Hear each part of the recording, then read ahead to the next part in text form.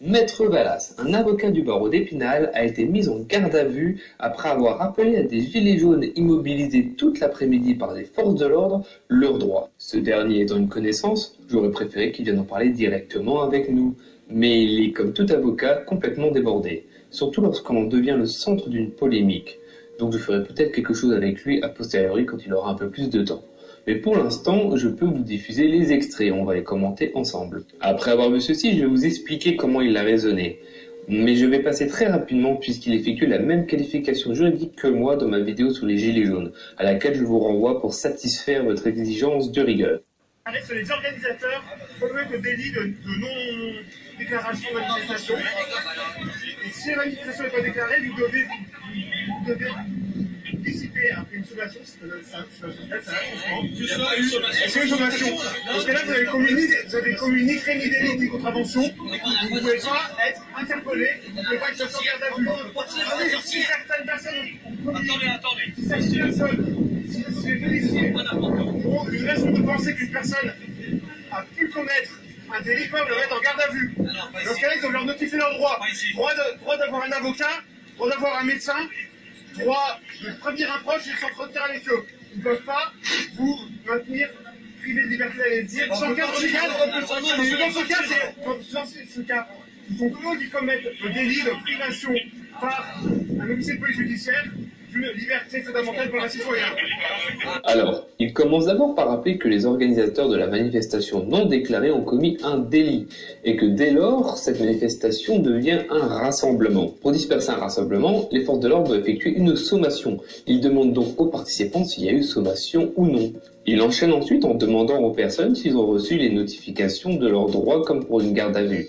Ces derniers sont nécessaires afin de contrebalancer l'atteinte aux libertés de la mesure coercitive. Dès lors, en observant la scène, sans aucune notification de leurs droits et sans aucun indice quant à la commission d'une possible infraction délictuelle ou criminelle, il en déduit que les forces de l'ordre commettent peut-être l'infraction de l'article 432-4 du Code pénal. Et il le cite comme je le rappelle ici. Le fait par une personne dépositaire de l'autorité publique ou chargée d'une mission du service public, agissant dans l'exercice ou à l'occasion de l'exercice de ses fonctions de sa mission, d'ordonner ou d'accomplir arbitrairement un acte attentatoire à la liberté individuelle, est puni de 7 ans d'emprisonnement et 200 000 € d'amende. Je vous distribue les cartes.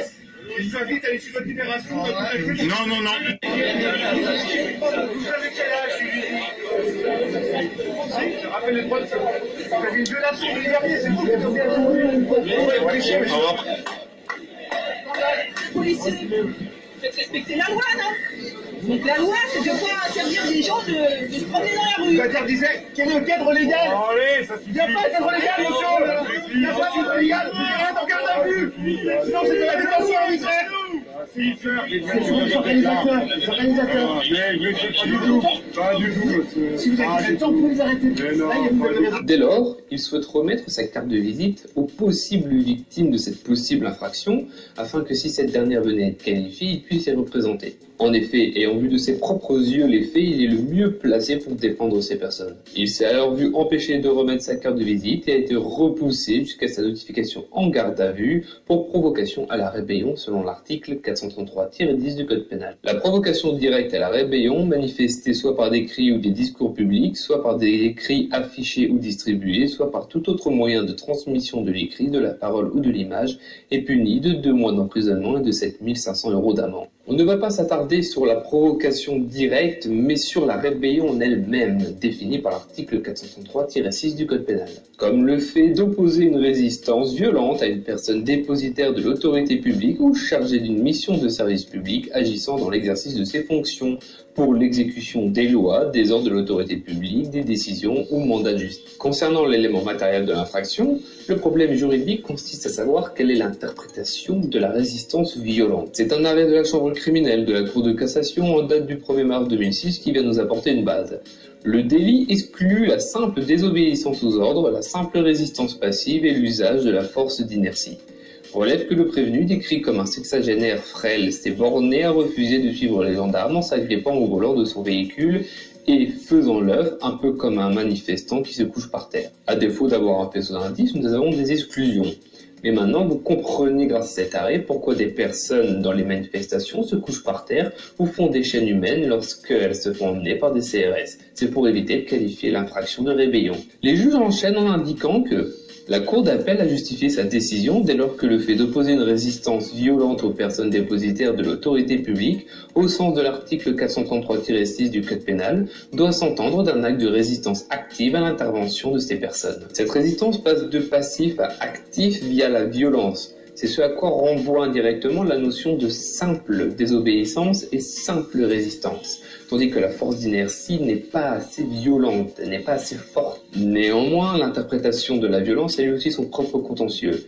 Dans la jurisprudence, il y a une confusion entre l'acte de rébellion et l'acte d'infraction volontaire. La violence de la résistance active doit s'interpréter comme étendant le champ d'application de l'acte de rébellion, mais il n'exclut pas l'infraction de violence volontaire qui peut encore le caractériser. Un arrêt de la Chambre criminelle du 8 décembre 2009 énonce que la rébellion ne peut être considérée au sens de l'article 132-16-4 du Code pénal comme étant au regard de la récidive un délit commis avec la circonstance aggravante de violence. Ils font comprendre dans un premier temps que l'infraction de violence est une infraction sui generis, qui comporte dans son élément matériel la violence, et que dès lors elle ne peut pas être une circonstance aggravante. Sinon, dès qu'il y aurait qualification de l'infraction, il y aurait aussi qualification de la circonstance aggravante en tout temps. Dans un second temps, l'article 132-7-4 énonce que les délits de violence volontaire aux personnes ainsi que tout délit commis avec les circonstances aggravantes de violence sont considérés au regard de la récidive comme une même infraction. Indirectement, si le délit de rébellion n'est pas un délit commis avec la circonstance aggravante de violence, l'article ne peut pas lui être appliqué et s'éloigne aussi d'un délit de violence volontaire. Dès lors, l'arrêt semble accentuer la distinction entre les violences de l'acte de rébellion et les violences volontaires. Toutefois, il faut faire attention au sens de la récidive. J'imagine mal les actes de violence volontaire ne pouvant plus caractériser les actes de la rébellion. Il y a d'autres circonstances qui font qu'on détermine ce chef d'accusation. Revenons un peu à nos cas d'espèce.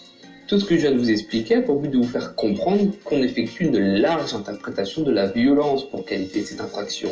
En l'espèce, il n'y a rien dans cette vidéo qui permet de caractériser une des nombreuses facettes de la violence. L'avocat se tient devant les gilets jaunes, il est calme, il leur demande des faits, il les qualifie juridiquement, il leur rappelle leurs droits et il veut leur tendre la carte de visite pour les représenter si jamais il y a une possible illégalité. Où est la violence ici ? Au surplus, on ne le voit pas dans la vidéo, mais l'avocat tendra ses mains au policier pour qu'il lui passe les menottes avant de le mettre en garde à vue. J'irai même encore plus loin en estimant que le fait de rappeler la loi ne peut être qualifié de résistance. Ce serait un scandale. C'est quoi la prochaine étape ?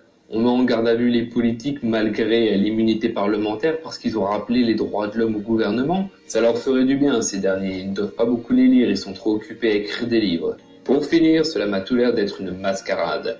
Cela me rappelle l'histoire où les bâtonniers de Toulouse avaient manifesté pour la réforme de l'aide juridictionnelle. 16 avocats avaient porté plainte contre les policiers qui étaient venus les déloger à coups de bousculade et de gaz lacrymogène pour violence policière. Toutefois, le parquet avait commencé une enquête sur 2 des avocats pour l'infraction d'acte à la rébellion. Au final, le bâtonnier local avait estimé que ce n'était que de l'intimidation et que ça allait se négocier en abandon de plainte pour chacune des parties. Est-ce que c'est aussi le cas ici ? Je remercie tous ceux qui sont restés jusqu'au bout de cette vidéo et je vous dis à bientôt pour un prochain sujet.